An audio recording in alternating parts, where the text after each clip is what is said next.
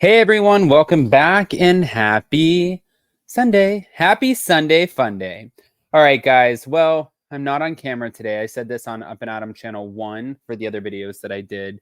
It's because I am at my parents' house in Orlando. We are doing a barbecue, and so there's going to be a bunch of little kids running around, and I did not want to have my camera equipment out.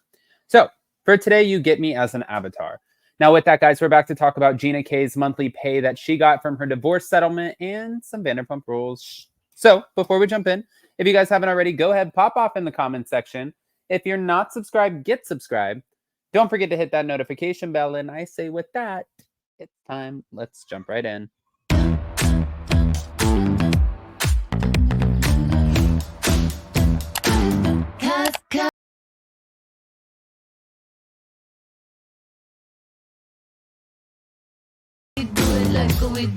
We do it. Not the pay of Gina K. Here we go. Real Housewives of Orange County star. Thank you to Reality Blurb. Gina Heider and her ex-husband Matthew Heider finalized their divorce in 2019. Now, years later, the details of their settlement, well, they're being revealed.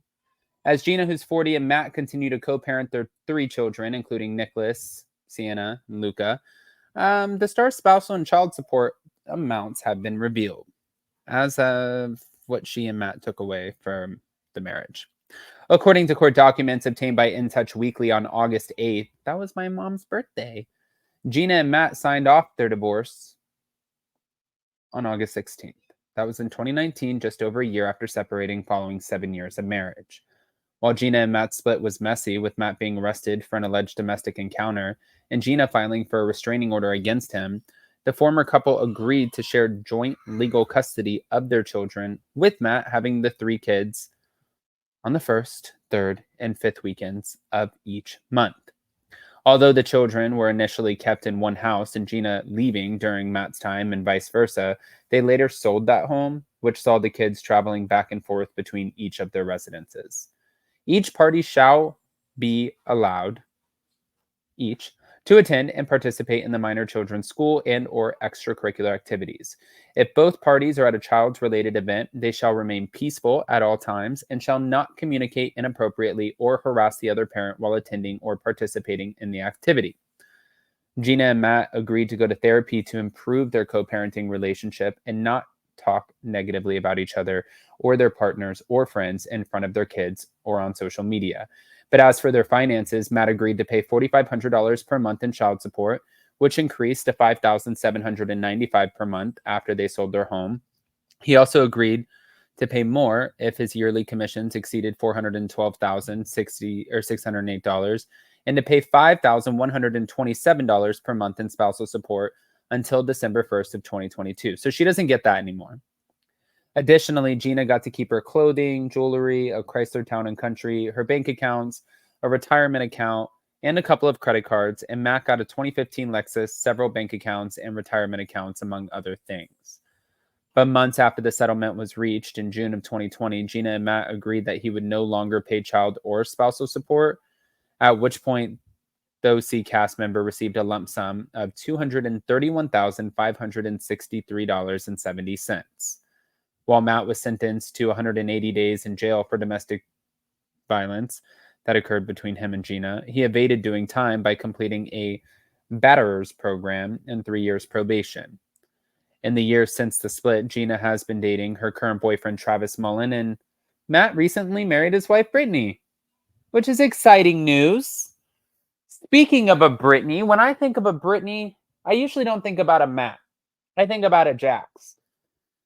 Wait, did you guys see where Jax just got called out for allegedly buying, I guess, Instagram followers? Because there was like a Monday that he went up 25,000 Instagram followers and people were like, why do we not believe this? Could be true. Crazier things have happened, but let's take it over to the Vanderpump Rules world, shall we? Lala Kent explained her relationship with Tom Sandoval in recent episodes of her podcast, and while also sharing if she and Jax Taylor ever hooked up and revealing what was cut from her infamous fight scene with James and Raquel. She denied being friends with Sandoval, saying that she was only civil with him for a short time. Sandoval and I have never been thick, ever. According to Lala, she and Sandoval had one season, season 4, where they were on decent terms due to her newbie status on Vanderpump Rules. He's always really good to the newbie, the underdog of the show. That was me.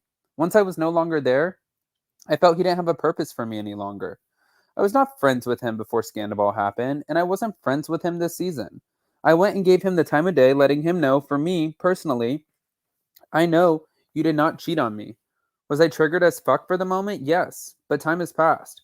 I want to let you know there's a multitude of things that I feel you have done to me to make it very easy for me to come for you when you fucked up, but now that time has passed. Now, although Lala has been accused of being a puppet for production, asking the questions that they wanted to know, she denied any such thing, making it clear that she intended to keep her conscience clear. I don't go to bed with the audience at night. So if I go out there and I play to the audience, I have to go to bed with myself at night. That becomes really intense. I have to live in my truth, whether you like it or not. And you can sit here and say, you were a puppet for production. Blow me. I've never played for production, never been a puppet to anybody, which is why you guys have such an intense view of me. It is love or hate. But moving on to Jax, she confirmed we never hooked up, although it was a possibility one particular evening. I remember being wasted at my apartment on Olympic one night and texting him very late to come over. And the only reason I remember this is because I didn't delete the text and I saw it the next morning and I was like, I'm so fucking glad he did not come over here. And I don't think he responded. I don't think I got a response. It all worked out. We never hooked up and we have not even pecked each other.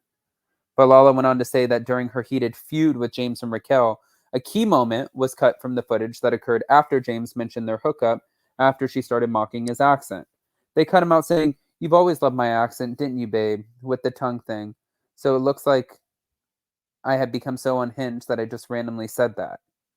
But after James provoked Lala, she mentioned their past hookup, saying, "That was the greatest success he'll ever have." I was already on 100. I had screamed at Raquel on the way into the other room. Billy Lee is screaming at me, and I remember looking at her going, "Move," and then almost headbutting her, "Get the fuck out of my face." I was losing it. Balala confessed that she was drinking at the time. I had said that I wasn't drinking at that time, but I did go next door. I did have a champagne before I started filming, so I wasn't completely a sober person. That was the one thing I remember them cutting out, and I was so devastated by it because I'm like, I'm already hanging on by a thread. Could you maybe have fucked with me on a season that my dad didn't die? Oif, oif. I mean, I feel like that's kind of how production goes too. Like, I feel like they like to. Well, they're making a show, right? So whatever they can get for the best ratings, that's what they're gonna do. And I feel like they absolutely love to do that, no matter what the situation is. If they can make you look like a clown, they are going to make you look like a clown because they are going to make sure that they get the ratings that they are looking for. That's the name of the game. They got a job to do, and so do you. I mean, oi, oi, oi. All right, guys. I want to hear what your thoughts are about all of this, especially the Gina K pay and all of that. But again, welcome back to Up and Adam Channel 2. Happy Sunday Fun Day. I am sorry that I was not on camera today. And then tomorrow I will be driving down to Palm Beach Gardens, Jupiter, Florida, if you guys are familiar with it, just to go to the dentist. And I'm driving down at 4:30 in the morning. So that's going to be so much fun. So much fun. So no hot, messy topics. But fear not, because the Friday after next Friday, well, next Friday, not the Friday after next Friday, but next Friday, we will be back for hot, messy topics. And once I get home on Wednesday, everything will resume. I love you guys, and I'll see you next time. Have a great weekend. Bye.